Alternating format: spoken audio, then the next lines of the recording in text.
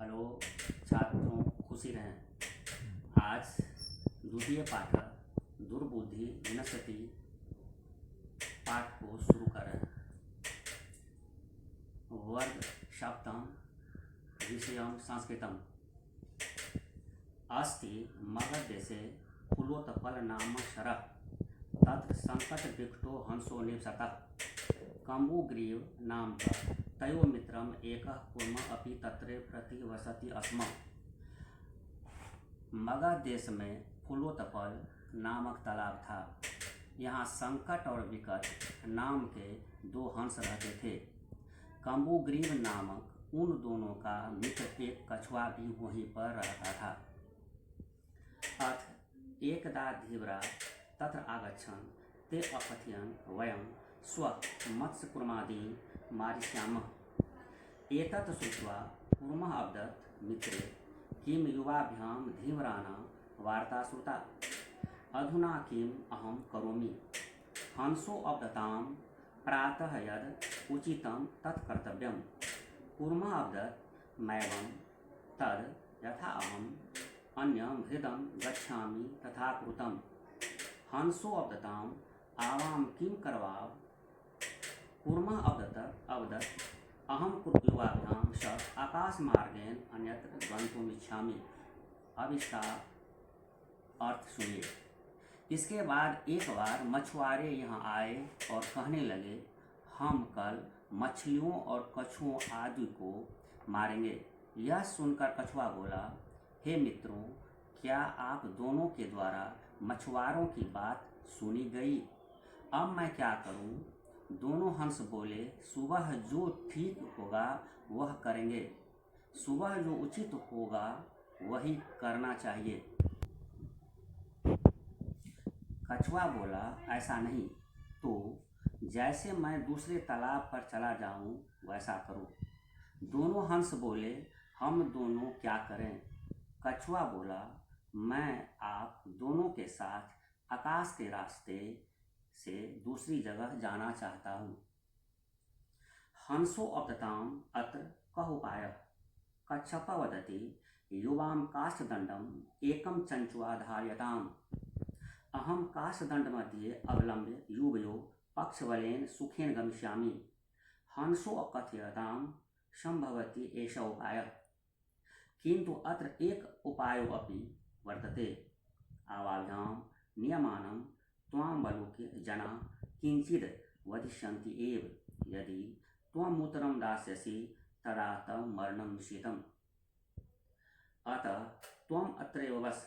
तत् श्रुत्वा क्रुद्धः कूर्मः अवदत्, किमहं मूर्खः? उत्तरं न दास्यामि, किञ्चिदपि न वदिष्यामि, अतः अहं यथा वदामि तथा युवां उक्तम्। अब इसका अर्थ सुने। हंस बोले, यहाँ क्या उपाय है?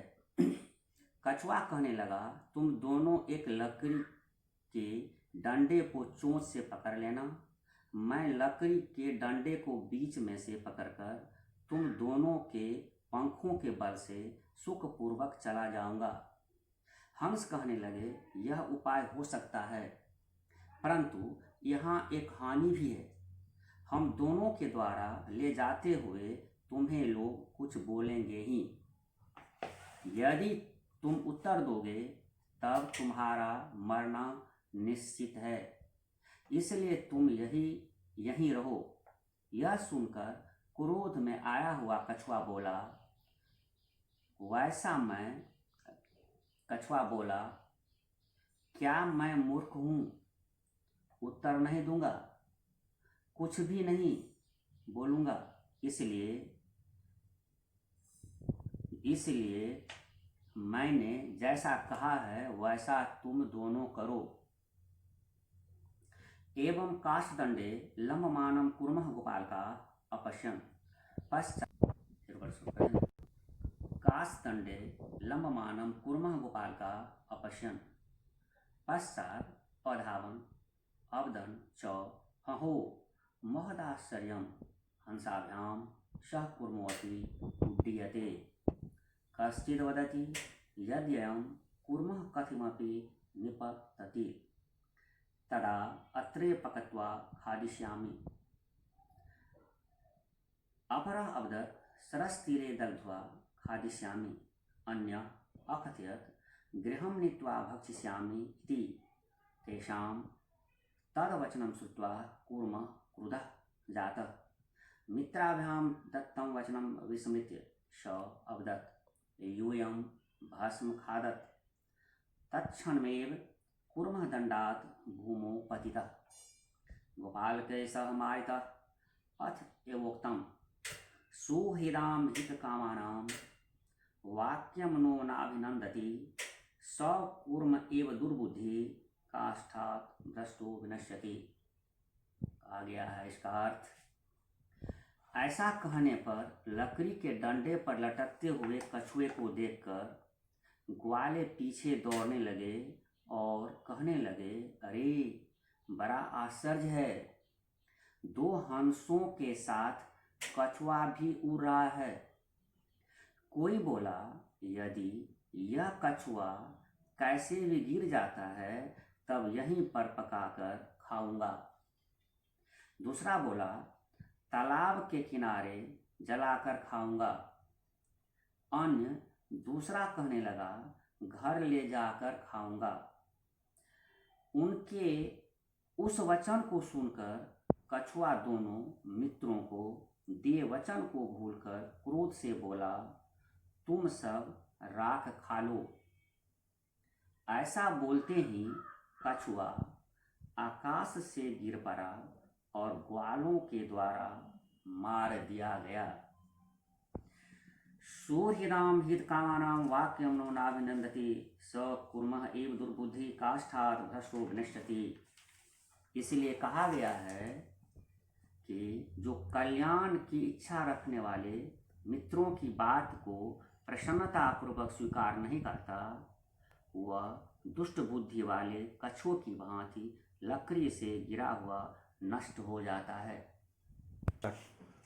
हेलो छात्रों, वर्ग 7 विषय संस्कृत द्वितीय पाठ है दुर्बुद्धि विनश्यति। अर्थ है दुष्ट बुद्धि वाले का नाश निश्चित हो जाता है। उसका उत्तर है 2 का क कंबुग्रीवा, ख दीर्घधीव्रा, ग आकाश मार्गेण, घ गोपालका। प्रश्न है 3, उसका उत्तरम है क कूर्म हंसो प्रति, ख हंसो कूर्म प्रति, ग कूर्म हंसो प्रति, घ कूर्म गोपालकान प्रति। प्रश्न 4, उत्तरम क उड्डीयते, ख वदिष्यामि, ग अभिनन्दति, घ प्रतिवसति स्म, व इच्छामि च भक्षयिष्यामः। हेलो प्रश्न 5 क उत्तरम कच्छप अन्यं हृदं गन्तुम् इच्छति। ख उत्तरम कच्छप उपायं वदति। युवां काष्ठदण्डम् एकं चञ्चुआ धारयताम्। अहं काष्ठदण्डं मध्ये अवलम्ब्य युवयो पक्षबलेन सुखेन गमिष्यामि। प्रश्न ग लम्बमानं कूर्मं दृष्ट्वा गोपालकः अवदत्, अहो महदाश्चर्यं, हंसाभ्यां सह कूर्मोऽपि उड्डीयते। प्रश्न 5 का उत्तरम घ कूर्मः मित्रयो वचनं विस्मृत्य अवदत् यूयं भस्म खादत्।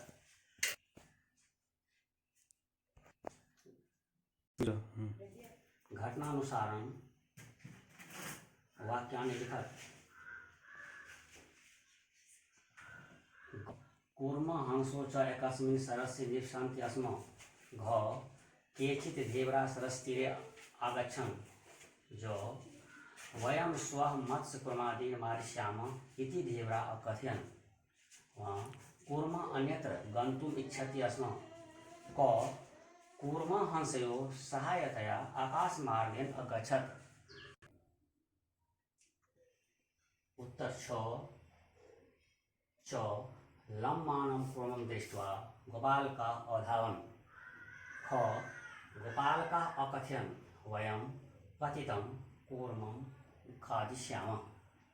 छ कूर्मः आकाशात् पतितः गोपालकैः मारितश्च।